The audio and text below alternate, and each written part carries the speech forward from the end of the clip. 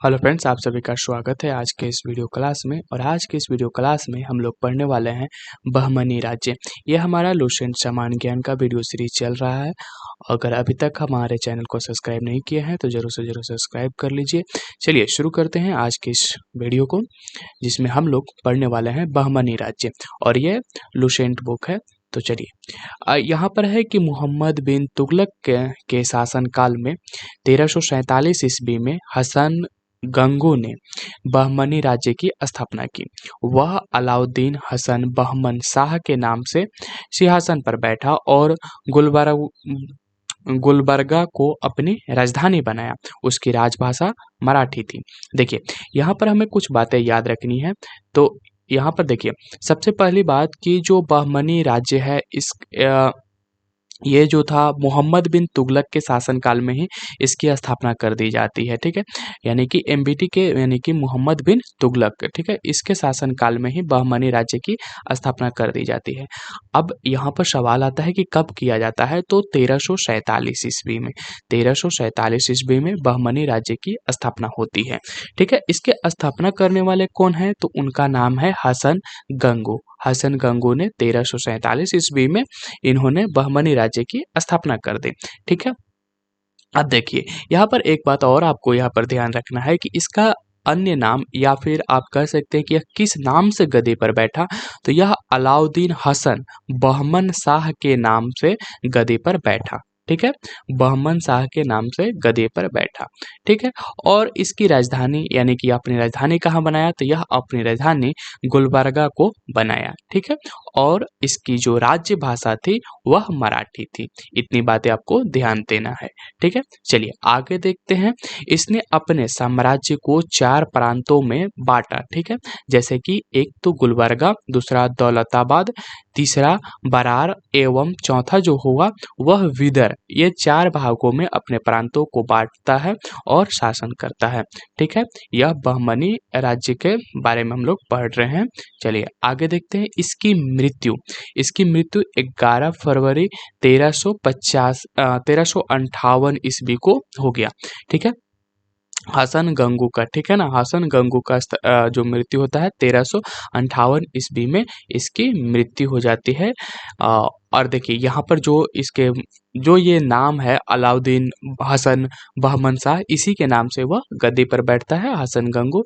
ठीक है, चलिए आगे देखते हैं। अलाउद्दीन हसन के पश्चात यानी कि गंगू के पश्चात, हसन गंगू के पश्चात की बात हम कर रहे हैं। अलाउद्दीन हसन के पश्चात उसका पुत्र मोहम्मद शाह प्रथम सुल्तान बना। इसके काल में ही सबसे पहले बारूद का प्रयोग हुआ। तो यहाँ पर जो अलाउद्दीन हसन है उसके बाद उसका पुत्र मोहम्मद शाह प्रथम बैठता है और इसके काल में एक महत्वपूर्ण प्रयोग होता है, वह है बारूद का प्रयोग। ठीक है, बारूद का प्रयोग इसके शासनकाल में सर्वप्रथम किया जाता है और वह भी किसके विरुद्ध, तो बुक्का के विरुद्ध। बुक्का के विरुद्ध यहाँ पर किया जाता है। और आपको मालूम होना चाहिए कि बुक्का कौन है। आप नीचे कमेंट बॉक्स में इसके बारे में जरूर लिखिए। चलिए आगे देखते हैं। भीमा नदी के तट पर फिरोजाबाद की स्थापना। देखिए भीमा नदी के तट पर यहाँ पर फिरोजाबाद की स्थापना ताज उद्दीन फिरोज ने की थी। ठीक है, ताज उद्दीन फिरोज ने की थी। फिरोज खगोलकी को प्रोत्साहन देता था और उसने दौलताबाद के पास एक वेधशाला बनाई थी। फरिश्ता के अनुसार फिरोज फारसी, अरबी और तुर्की के अतिरिक्त तेलुगु, कन्नड़ और मराठी भाषा का भी ज्ञाता था। तो यहाँ पर आपको ये समझ में आना चाहिए कि जो ये ताज उद्दीन फिरोज है जो कि खगोलकी को प्रोत्साहन देता था, यह एक विद्वान आदमी था। ठीक है, क्योंकि इसके अनुसार ये फरिश्ता नामक इतिहासकार के अनुसार फिरोज को फारसी भी आती थी, अरबी भी आती थी, तुर्की भी आती थी और साथ ही साथ तेलुगु और कन्नड़ में भी यह तेलुगु और कन्नड़ तथा मराठी भाषा का भी यह ज्ञाता था, यानी कि जानकार था। तो और यहाँ पर एक बात और आपको याद रखना है कि ये भीमा नदी के तट पर जो फिरोजाबाद की स्थापना किया था वह ताज उद्दीन फिरोज ने की थी। ठीक है, फिरोज ने की थी। चलिए आगे बढ़ते हैं। शहाबुद्दीन अहमद प्रथम ने अपनी राजधानी गुलबर्गा से हटाकर विदर में स्थापित की। इसने विदर का नया नाम मुहम्मदाबाद रखा। तो शहाबुद्दीन जो हुआ वह जब गद्दी पर बैठता है तो शहाबुद्दीन अहमद जो था वह अपनी राजधानी को गुलबर्गा से हटा देता है, ठीक है, और विदर में, ठीक है, विदर में स्थापित कर देता है और उसने विदर का नाम भी बदल देता है और उसे रखता है मुहम्मदाबाद, ठीक है। चलिए आगे देखते हैं। आगे यहाँ पर है कि बहमनी वंश के प्रमुख शासक। तो एक बार इन सारे शासक को देख लेते हैं और इनका शासनकाल भी देख लेते हैं कि कब से कब इनका शासनकाल था। चलिए सबसे पहले मोहम्मद शाह प्रथम। मोहम्मद शाह प्रथम का जो शासनकाल हुआ वह 1358 से 1375 ईस्वी हुआ, ठीक है। मोहम्मद शाह प्रथम का जो शासनकाल था 1358 से 1375 ईस्वी के बीच हुआ, ठीक है। आगे देखिए अलाउद्दीन मुजाहिद शाह, ठीक है, अलाउद्दीन मुजाहिद शाह का जो शासनकाल हुआ वह 1375 से 1378 के बीच हुआ। 1375 से 1378 के बीच अलाउद्दीन मुजाहिद शाह का शासनकाल रहा। उसके बाद आता है दाऊद प्रथम। दाऊद प्रथम जो है इसका शासनकाल 1378 ईस्वी तक ही रहा, यानी कि यह तुरंत ही राजपद से हट गया। चलिए आगे है दाऊद प्रथम 1378। आगे है कि मोहम्मद शाह द्वितीय। मोहम्मद शाह द्वितीय जो है 1378 से 1397 ईस्वी के बीच यह शासन करता है। 1378 से 1397 ईस्वी के बीच जो है मोहम्मद शाह द्वितीय का शासन रहता है बहमनी वंश पर, ठीक है। ये बहमनी वंश का शासक था। आगे है ताज उद्दीन फिरोज, ठीक है। ताज उद्दीन फिरोज जो है यह 1397 से शुरू करता है अपना शासनकाल और 1422 ईस्वी तक यह अपना शासन कार्य करता है। 1397 से 1422 ईस्वी तक ताज उद्दीन फिरोज का शासनकाल था। आगे है शिहाबुद्दीन अहमद प्रथम। शिहाबुद्दीन अहमद प्रथम जो था वह 1422 से, ठीक है, 1422 से शुरू करता है और 1436 ईस्वी तक शासन करता है। आगे यहाँ पर हमें देखना है अलाउद्दीन अहमद द्वितीय के बारे में। तो अलाउद्दीन अहमद द्वितीय जो है वह 1436 से शासन प्रारंभ करता है और 1458 ईस्वी तक यह शासन करता है, ठीक है। अलाउद्दीन अहमद द्वितीय, अलाउद्दीन अहमद द्वितीय का जो शासनकाल था 1436 से 1458 ईस्वी। आगे है सुल्तान शमसुद्दीन मोहम्मद तृतीय। सुल्तान शमसुद्दीन मोहम्मद तृतीय का जो शासनकाल है वह है 1463 से 1482 ईस्वी तक।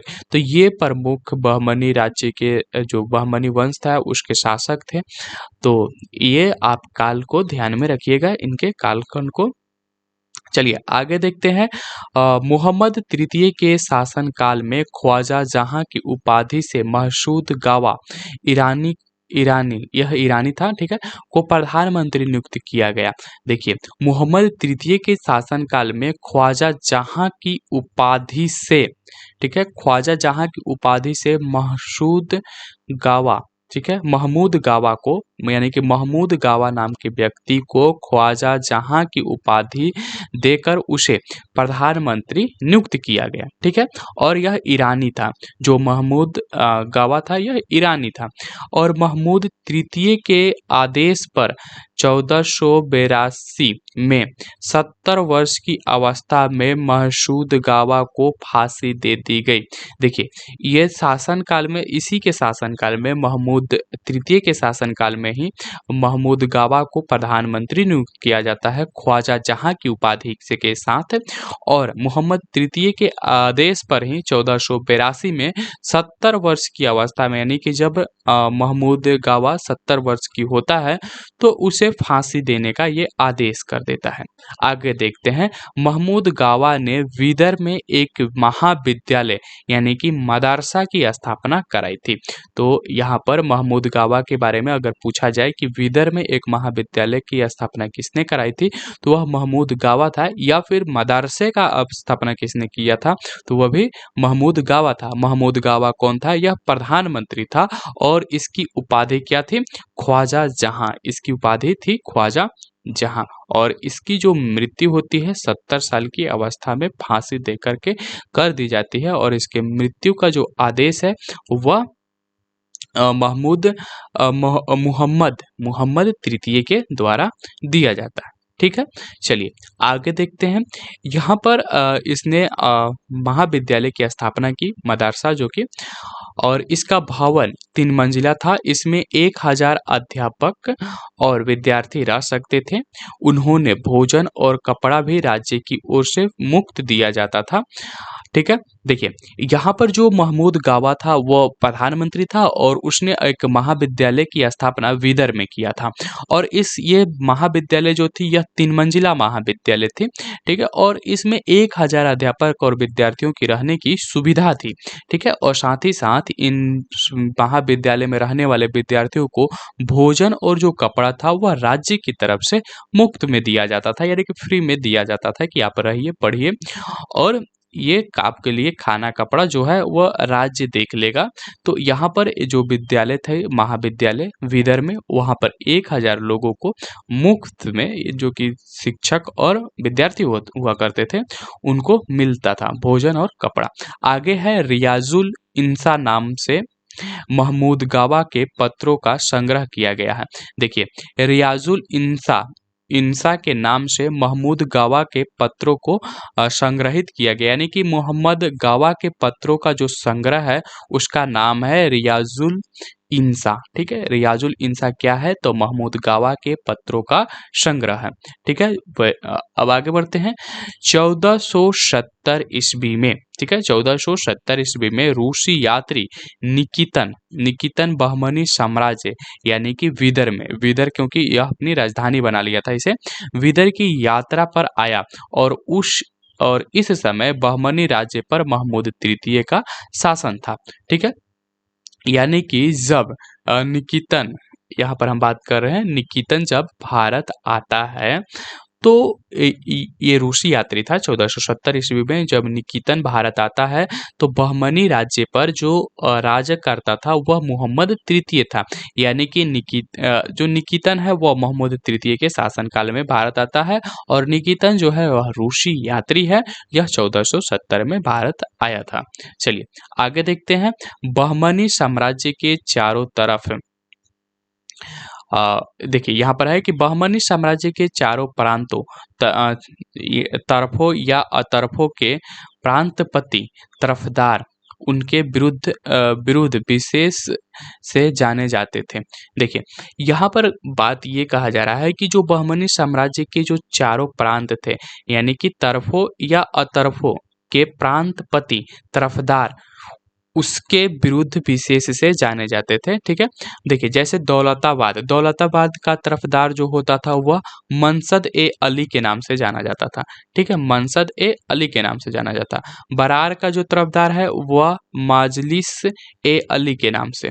ठीक है, और वजीर का जो तरफदार है आजम ए हुमायूं के नाम से, और जो गुलबर्गा का तरफदार था वह मलिक नयाब के नाम से जाना जाता था। तो इस तरह से, ठीक है, आगे देखते हैं। बीजापुर गुलबर्गा तरफ, ठीक है, बीजापुर गुलबर्गा तरफ सबसे महत्वपूर्ण में शामिल था, यह सबसे महत्वपूर्ण था। ठीक है, यानी कि बीजापुर गुलबर्गा तरफ में शामिल था।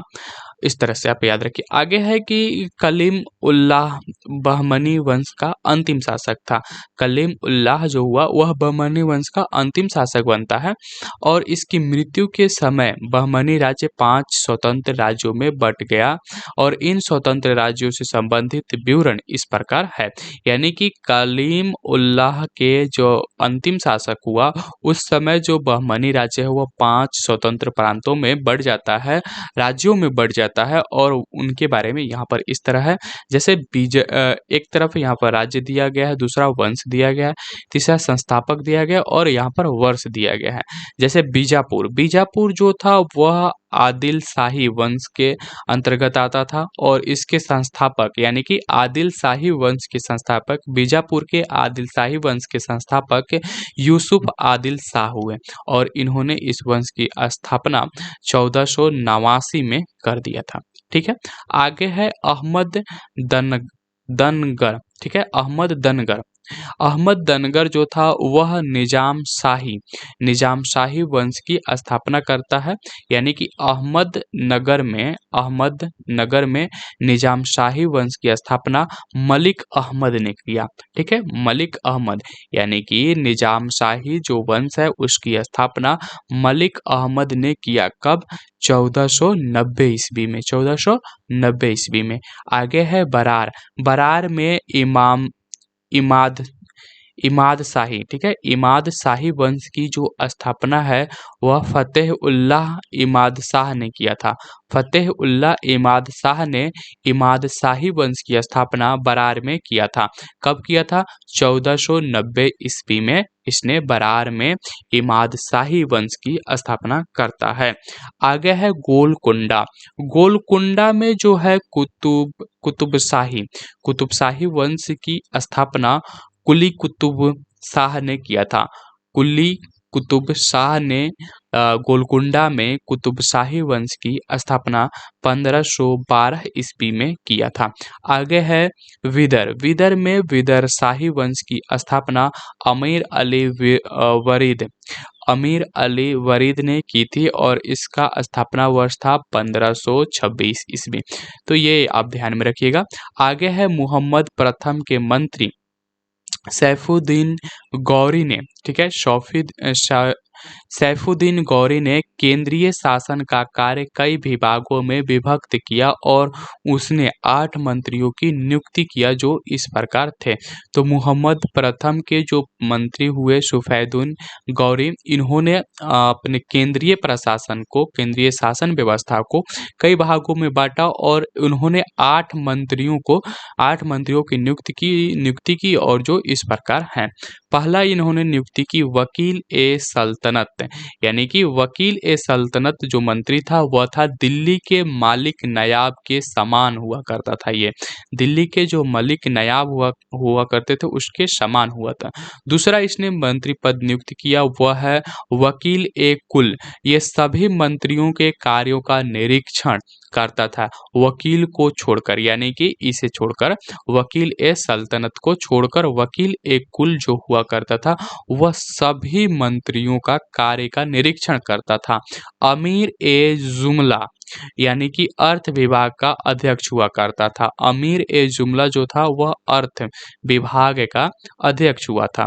आगे है कि वजीर ए अशरफ। वजीर ए अशरफ जो था वह विदेश नीति एवं दरबार संबंधी कार्यों का निष्पादन करता था। वजीर ए अशरफ जो है वह विदेश नीति को देखता था और दरबार संबंधी जो कार्य था उसका निष्पादन किया करता था। आगे है नाजीर। नाजीर वह अर्थ विभाग से संबंधित था। जो नाजीर है वह भी अर्थ विभाग से संबंधित था। और अमीर ए जुमला जो था वह अर्थ विभाग का अध्यक्ष था। आगे है पेशवा। पेशवा जो था वह वकील ए सल्तनत का सहायक था। वकील ए सल्तनत का सहायक हुआ करता था पेशवा।